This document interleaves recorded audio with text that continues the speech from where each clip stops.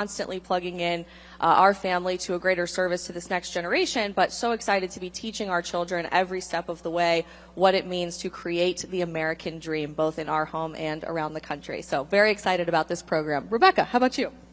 I am a mother of two, a 6-year-old boy and a 2-year-old girl, and I'm also 40 and pregnant. I'm due in June, the beginning of June, another summer baby. I'm so delighted to be here, and I'm so happy that everybody is here as well, because it seems like we're all on the same page as far as how important this is for our children, how important this is for the future of America. And a part of our children's future is making sure that they have opportunity. And obviously when you have money, it's a tool, and you have way more opportunity. And so, I'm so happy. I'm calling him Grandpa Trump because I feel like he's giving my child, something like a nice gift. So I'm just so thrilled to be here and share more about, the importance of this Trump accounts. Well, hello, everybody. I'm Caroline, for those in the crowd whom I have not met, and it's great to see so many beautiful babies here today. They offered to bring our children. Isabel brought her perfectly behaved, beautiful daughter who's sleeping backstage. They said, "You can bring your son." I said, if I brought my 18-month-old son, he would be diving off of this stage. He would be pulling our hair. He would be crazy. Boys and girls are very different, and I'm going to soon learn that myself. I have an 18-month-old, and then, of course, one on the way. So I'm due in May, and very much looking forward to having a daughter. I'm very excited and proud to be here on behalf of the President in the White House today. The Trump accounts are an incredible initiative, perhaps the most pro-family initiative, one of the many pro-family initiatives this President has worked very hard to deliver upon. And I was so honored to really have a first-hand seat to watch how hard President Trump and the White House worked to get this initiative signed into law, and to really see this idea grow into a reality, to bring us here today where American families across the country can literally sign their children up for these accounts, which will lead to future investments, the reawakening of the American dream in this country. So it's just an honor to be here as not just the White House press secretary, but also as a mother, and sitting beside the great Cheryl Hines, for those who don't know. Well, thank you for that introduction. Yes, my name is Cheryl Hines. I am a mother of 7. My daughter... God bless. Thank you. Hold for applause? No. Okay. My daughter, Catherine, is here today. Kat, you want to stand up and wave to everybody? She doesn't, but she will. I had one child, Catherine, and then when I married Bobby Kennedy Jr., he had 6, so together we have 7. And as I'm reminded, I am also a grandmother of 3. I don't feel like a grandmother, that's why it's hard to... You don't look like one either, girl. It took you long enough to get there. But yeah, so we have a very big family, and it's there's always something going on. And like you were talking about, as a mother, as a parent, you have a lot of responsibilities just trying to get through the day sometimes. And then when your child turns 18, they are going off on their own as an individual. So as a parent, all of those years, you're trying to pave the way for them, to teach them, to let them become more and more independent. And I love this program because it's not about red or blue politics. This is about every American having a start, having an investment in their future from the time they're born. So I know that we're going to talk about it, but that's why I wanted to be here today, because I think that's very exciting. So exciting and very important. Caroline, let's start with you just on some of the nuts and bolts of the program itself. You have a beautiful baby girl on the way, which is so very exciting. So I imagine you will be signing your daughter up for a Trump yeah. account. How do families do this logistically? Yes. So I will be signing up my daughter for a Trump account. What perfect timing, am I right?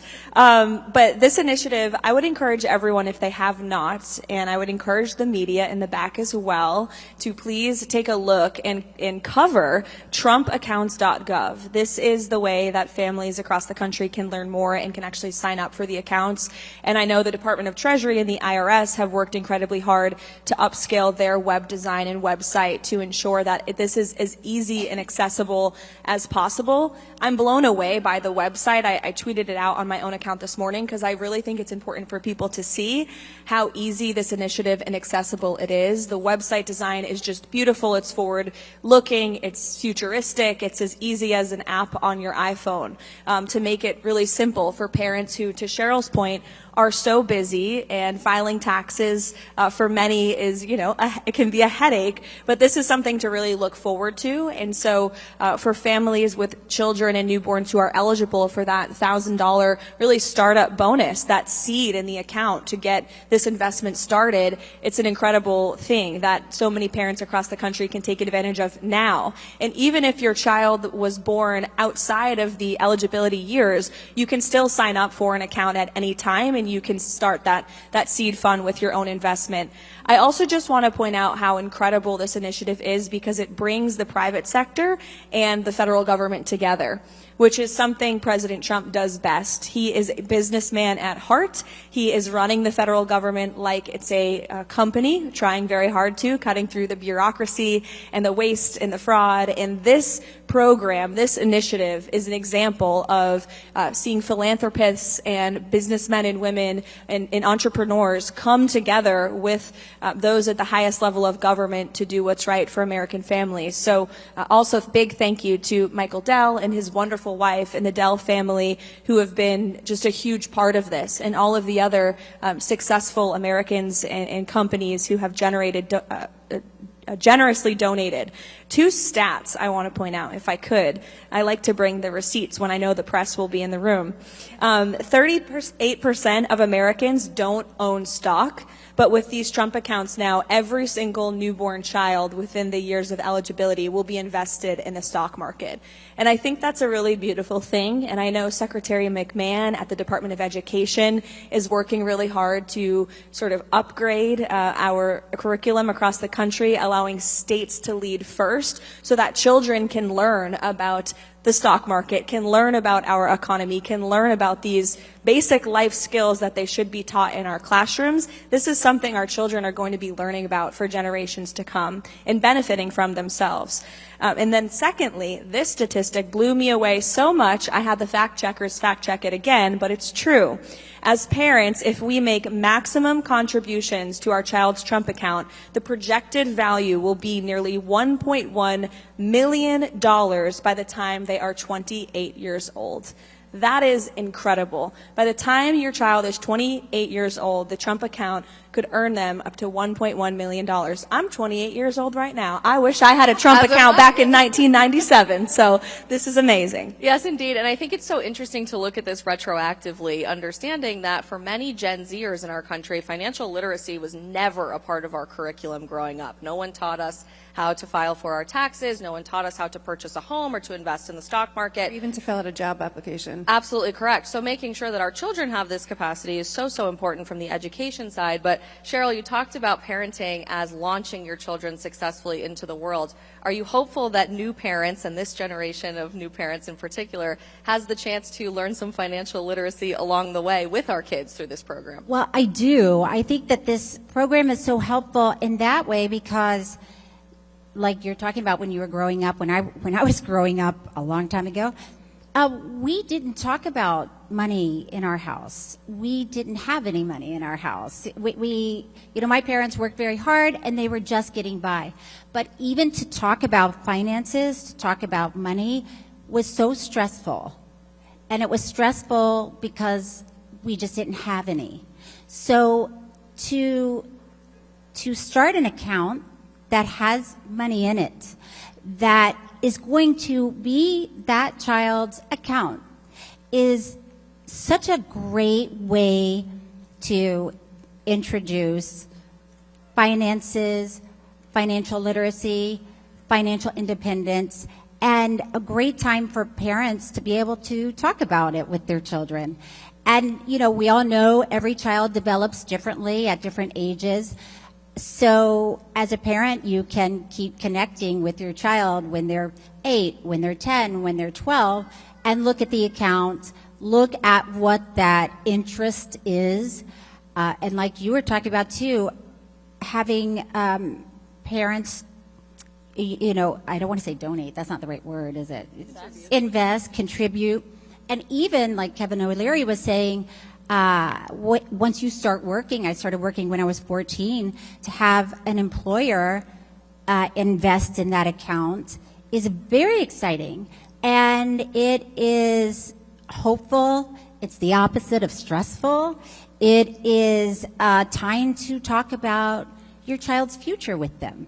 And I think that's just so great. And a child will already be emotionally invested in that because it's theirs. Not only is this creating a major pendulum swing for the financial security of our children's future, which is so important in and of itself, but Rebecca, I think this also marks a huge cultural shift that we're seeing in response to what can only be described as the degradation of the American family we've witnessed throughout our lifetime. In the last several years, marriage rates have been at a historic low. We know our fertility rate as a country is at a historic low. Our vice president spoke last week at the March for Life here in D.C. about his goal and dream to have America make more babies, which they are putting their money right where their mouth is as a beautiful second family right now in office. Your organization does incredible work ensuring that moms feel that greater sense of service to our society and culture at large. Do you think we may see more moms and dads as a result of this program? Yes. Short answer, yes.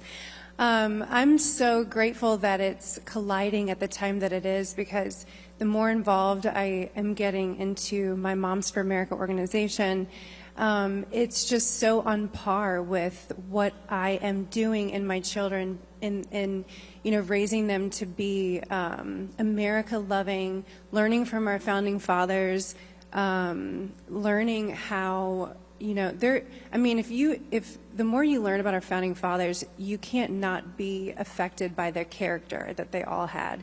And instilling that in my children, starting at, you know, my daughter, I have a couple books, you know, but she's only 2. My 6-year-old is really, you know, at the age, like you were saying, Cheryl, every age is different, and you kind of have to just figure out how you can relate to them at that point and how you can teach them things at that point, because then it changes. Like, as soon as you figure out your child, like, they're changing. But I think that it's just another way to invest in them and to love our country even more, and to be grateful and know the privilege that we have as Americans. My husband is born in Denmark, and so he has a very unique perspective. He's always had the American dream ever since he was my son's age. When he was a little kid, he wanted to move over here because he's a numbers guy as well, so he understood the opportunity. And so that is very exciting, and accountability as well. Accountability because how I grew up, my parents got divorced and my life was a mess, and, you know, it's fine, it made me who I am, but I didn't have any kind of foundation to build on. And in the beginning of my life, starting out, I always felt there was a hindrance, and that was I wasn't financially free to do anything. And even after I took out loans for college, I just, you know, you have it on your credit, and then you can't, you know, so it's just the fact that I get to do this for my children is really, it makes me emotional, because it's really setting them up for an amazing life. But accountability, I have a funny story to tell you. My 6-year-old's in debt right now, and when I told him that, he was like, "I'm in debt? What does that mean?" Because he thought it was okay to go on Amazon. He's not allowed to do that, but he went on Amazon and bought $800 worth of Pokemon cards. No. $800. And he's very much into soccer cards and Pokemon cards. And so when I actually told him about his Trump account, he was so excited. He already started thinking of the business that he would have. He said, "I don't want to go to school. I want to start a business with that money." He thought I said $3,000, but I said it's going to be more around $300,000. That's our goal. But anyway, he said, I want to start now. And I said, no, Mads, you can't do that. And he was like, why? And I said, because you're in debt. And he's like, well, what does that mean? I'm like, that means that you can't do anything until you pay off that debt. You don't have money to invest in your business, because investing in your business, you have to go find the cards, keep them for a little bit, and then sell them. I guess that's how it works. I don't know.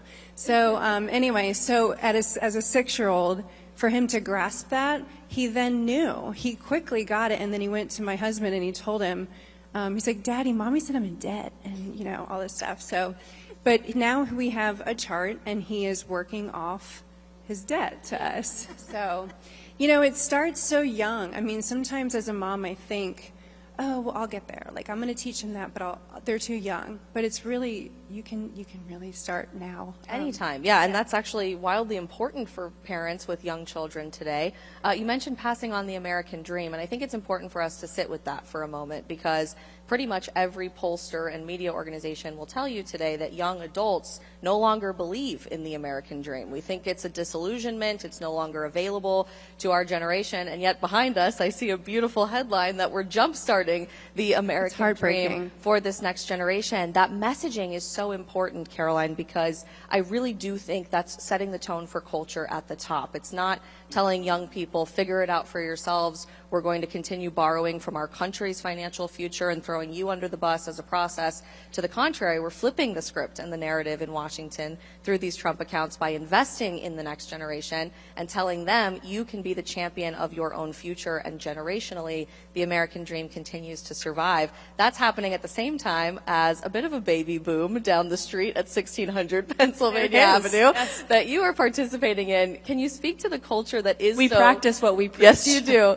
Can you speak to that culture that is so pro-family and how that's manifesting in so many different policies like this one? Yeah, absolutely. Well, there is a very pro-family culture in the White House, and I credit the president to that, and also our great chief of staff, Susie Wiles, who really just encourages and supports all of us as young parents. There's several other young mothers in the West Wing and many young mothers across the whole White House complex, but there's also several young fathers whom I work alongside. And so there are always children, toddlers, babies in the West Wing in our offices, and it's totally normal. And I think that's a really beautiful thing, because we are able to not just work for the greatest president in our lifetimes, but also raise beautiful young families. And that opportunity has been provided to us directly by the president and our chief of staff, Susie. So thank you to both of them.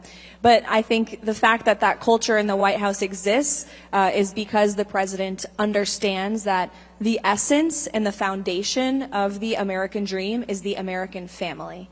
And I'm sitting and listening to Rebecca's stories of her household. You know, those will be core memories for your son. We all have core memories from our childhood. One of mine is when my mother brought me to TD Bank up in New Hampshire to start my very first bank account. I think I was probably 10 years old. And I remember bringing in my little purse and sitting with the bank teller and thinking, this is so cool. And that was my very first checking account, which was a joint checking account at the time with my parents, and watching that grow, and then working at our family's ice cream stand throughout the years. And these Trump accounts are going to really form core memories for parents and their children within their households, which will set up our country one household at a time for success. And in addition to these Trump accounts, these are a huge initiative, but it's just one small piece of the puzzle with respect to all President Trump is doing.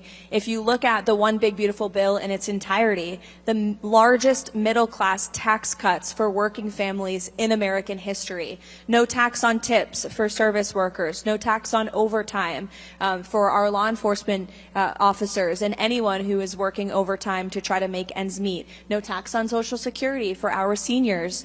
And in addition to prosperity, the other most important facet of the American dream is safety. And as a mother, there's nothing you want more than your child to be safe and healthy in this country. And thank you to your husband for all he's doing to make America healthy again. That's an amazing movement. that the president promised and he delivered by appointing your husband and all of the great work they're doing at HHS. But I think safety and health and prosperity are really the three things as parents you want the most for your children. And if you look across the board at all of the policies this president is implementing, from Trump accounts to border security to working with local law enforcement to make our cities safe places for American families, removing dangerous, violent criminals from American streets, and again, making America healthy again. Just everything this administration is doing is restoring the American dream, and it's very exciting to be part of. And it really does start inside the White House. Caroline and I, if you didn't know, met when we were interns for the White House in 2018. We started from the bottom together, Isabel. Life is crazy how it all works out. And back then, you know, it was classic DC work culture, I think still. It always is, whether you're on the Hill or the administration. You want to be the first one at work and the last one to leave, really prove yourself, and it's always been that way in this city. But I can't tell you how many young families I hear from in the administration who are constantly told, it's 6 o'clock, what are you still doing here? Get home to your baby. You can finish this at home. That's so much more important in the legacy that we are building as an administration than any email you could be sending from here at the White House. And a huge component of that, Cheryl, that I'm constantly talking about with my audience in our show is this intergenerational family dynamic. There are so many new grandparents in America right now that are so excited about participating in their grandchildren's lives. My baby is the first grandchild on both sides, so we have very excited grandparents across the spectrum in our family. What do these accounts mean for you and your grandchildren, knowing that this is not just something we pass on to the next generation, but theoretically transforms our families and our economy moving forward into several generations? Yes, well, it's like what we've all been talking about. I think as a grandparent, it's exciting to sit down with a 3-year-old, look at numbers, ask, what do you want when you're 18? What do you want when you're 25? What do you want when you're 30?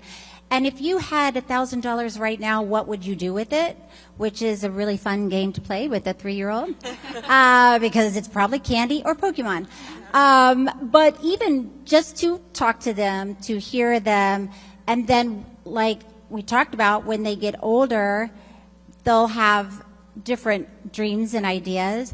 But as a grandparent, as a parent, it's exciting to be a part of that. And as a grandparent, it's nice to know you can put money into an account for your grandchild or your child.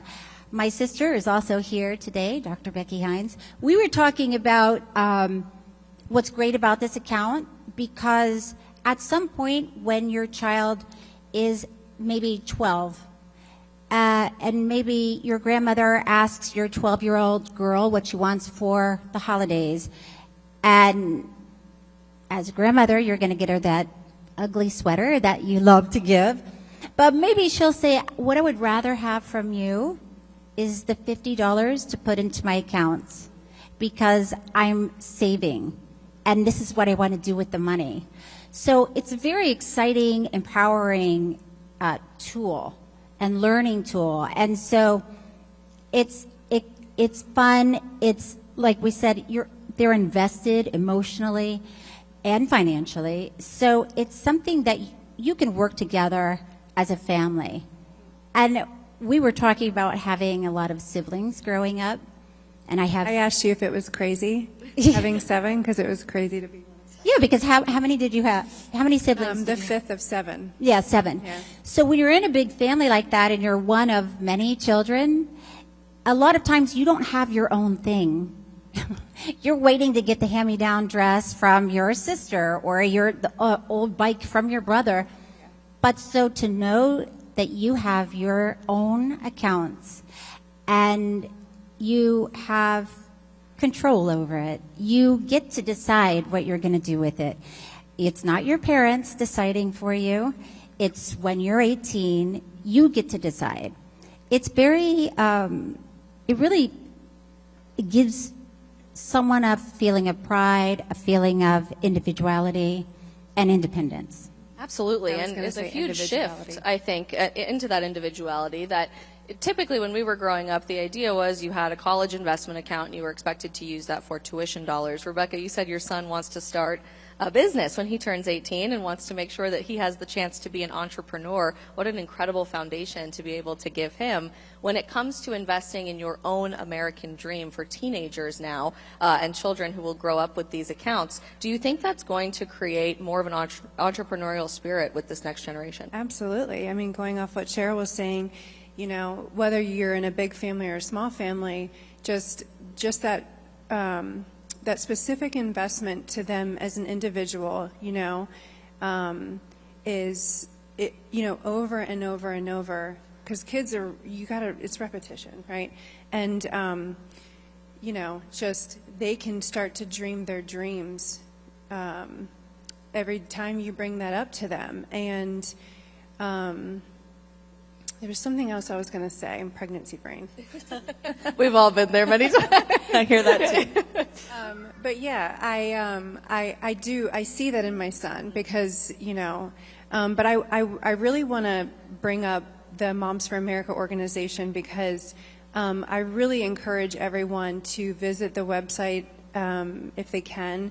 If you are, they have a Grammy Grizzlies group too. So Grammy Grizzly, Cheryl. Sounds fun. But it's, you know, it's like, it just gives encouragement. Actually, they talk a lot about health. I'm sorry, I know that's not the most flattering. No, I enjoy the Grammy name. Grizzlies. It's a privilege. It really is. It's No, a it huge is a privilege.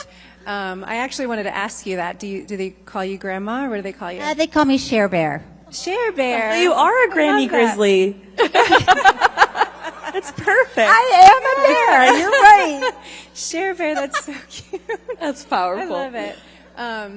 But you know, I can't help but think of that when I think of the talks that I will have with my children for their investment account. You know, because it just goes back to the foundation of the dream that our founding fathers had. You know, and yeah, so. Caroline, I'd be curious to get your thoughts on this. The media is here today, and you deal with media day in and day out with your job.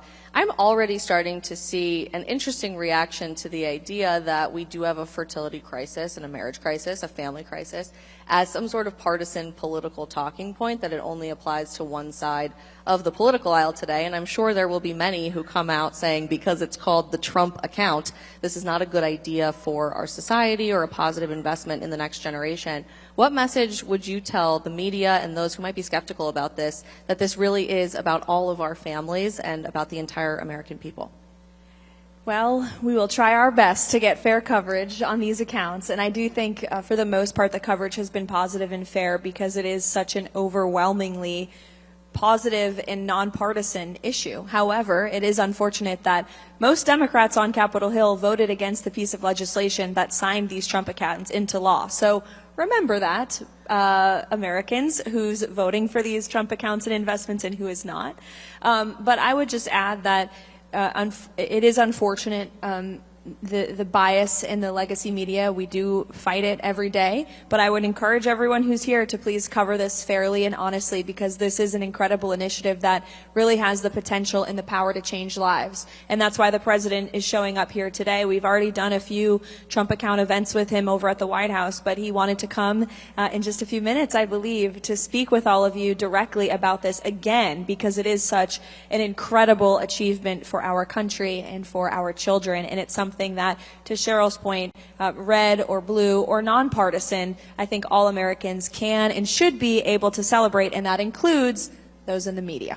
One more logistical question I had for you, Caroline, about the program is something that really I haven't seen any coverage about in the media at this point. We know that if your baby is born within a certain window, they'll have the $1,000 bonus, which is a fantastic investment in their future. Parents can contribute up to $5,000 annually from a tax-deductible standpoint, which is amazing. But employers are also eligible to contribute to these accounts, and I haven't seen anyone talk about that. Right. Can you share a little bit more about that? Yeah, so just to go back to the eligibility, if your child was born January 1st, 2025 through 2028, you're eligible for that $1,000 sort of seed fund to get the Trump account up and running from the United States government, and then an additional $5,000 each year contributed by yourself or others into the account, maximum $5,000. Employers are also allowed to contribute, which I think is an incredible thing for businesses, small, medium, and large. And it's something that I believe, as a young mother myself, and having a lot of friends who work in the private market and private sector, employers should use as a recruiting tool. I mean, how wonderful when you are trying to hire the best and brightest talent coming out of our colleges and universities to really use this as a recruiting tool for these young people who want to work at these big companies and corporations.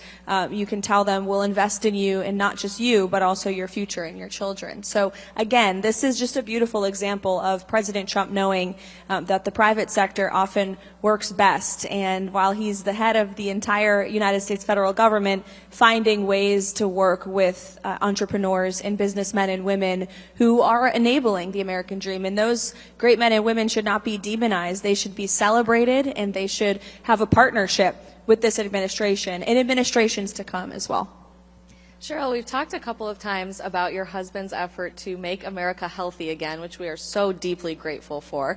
And I'm curious to get your perspective on financial security as an element of that. Health certainly is multifaceted when it comes to what we eat, the pharmaceuticals that we take, our mental health and spiritual health. But what will this mean for the next generation of Americans? I think it really speaks to mental health. Like I said, when I was younger, and when you don't have money, it is very stressful. And it's hard to talk about. You internalize it. You oftentimes don't, if you're a parent, you're not sharing that with your children. So this is a positive way to talk about finances, to plan for the future, to have peace of mind. Even as a parent, I could probably name 50 parents who have kids who said, the day they're born, I'm going to start an account. But the day they're born, you're already working 24 hours a day, and that may not have happened. And so for a parent, it gives you a peace of mind that there is an account there for that child, only for that child. So it brings you a sense of calm. You're talking about money in a positive way, which brings you some mental health ease. So I do think when you're talking about MAHA and you're talking about a healthy lifestyle, that also includes finances, because you can take care of yourself all day and eat right and exercise, but if you are under so much stress because you don't know how to make financial decisions, it will affect your health. So I think this program is, like we're saying, it's bipartisan. It's not about politics. It's about children and families, and I think it's really a great program. In our last few minutes together, I would love to switch gears a bit as we await the president's arrival here to just ask what this is going to mean for moms and what legacy you all are leaving as a mom for your family. Parenting has been so demonized in so many different ways in our culture throughout our lifetime, and I think young women especially have been told such negative things about the experience of raising the next generation, of experiencing pregnancy, and all of the beautiful things that come along with that. We have two pregnant moms here on stage today, and very busy women. We're all working women in our own way, but I think we would all say our family is certainly the most beautiful thing that has ever happened to our lives. So if you can share a bit about what that means for you and how you will encourage the next generation to experience that for themselves as well, that would be phenomenal. Rebecca, we can start with you. Thank you. So I never really knew who I was until I became a mom, and I know that may sound corny, but it's absolutely true, and I didn't know what I was capable of either until I became a mom. And going back to what Cheryl was saying, I will testify on that. That was me in my 20s and even into my early 30s. Mostly my 20s when, you should be like, this is me, it's my life, I'm, going out into the world. But I didn't have that. So, but yeah, it's motherhood for me has been a constant refining process, and it's never done. Like God does so many things through my children, to me as a person, And you never know how many faces selfishness has until you have children and you're like, I'm starving and I'm tired. When is it about me? But, you're always putting them first. And it's the biggest sense of purpose I've ever felt. And it's the biggest dump of joy at the end of the day. And I've done a lot of cool things in my life, but there's absolutely nothing that I can compare it to. It's the most rewarding thing, and it's also has a very, there's a stigma attached to it. Like, your life will be over if you have kids, or you're not going to be yourself anymore. But that's right, you're going to be someone better. You're going to be someone way better, and you're going to meet a part of yourself that you were destined to be. And again, I don't want to sound so corny, but it's really by God's design. Yeah. We are the life givers. We are the heartbeat of the home, and we're the heartbeat of the nation. And we are responsible. We have the privilege to have the responsibility of investing in little humans that love you so much and putting them out into society. And if we just get back to that, I think that is another, part of the equation in America. And I just want to point just one thing. Like George Washington, his mother was, you can go throughout his journals and things, and he loved his mother. His mother did everything to, create who he was, really. And I didn't even know this. He was about to join the British Royal Navy. Did anybody know that? And she was like, I don't think so. You're going to pray, and you're going to ask for God's direction. And so he did. And so anyway, that, knowing that about our history, I think is very important for moms as well. And there's just so many people, not just in America, but around the world that had, such a big impact in shaping world's history and American history. Yeah, I don't think any of us could have said it better ourselves. So very powerful. Thank you all so much for your role in serving our country in different ways and serving your beautiful families. And thank you again to President Trump and to our Treasury Department for this incredible investment. Thank you. Thank you all. Thank you.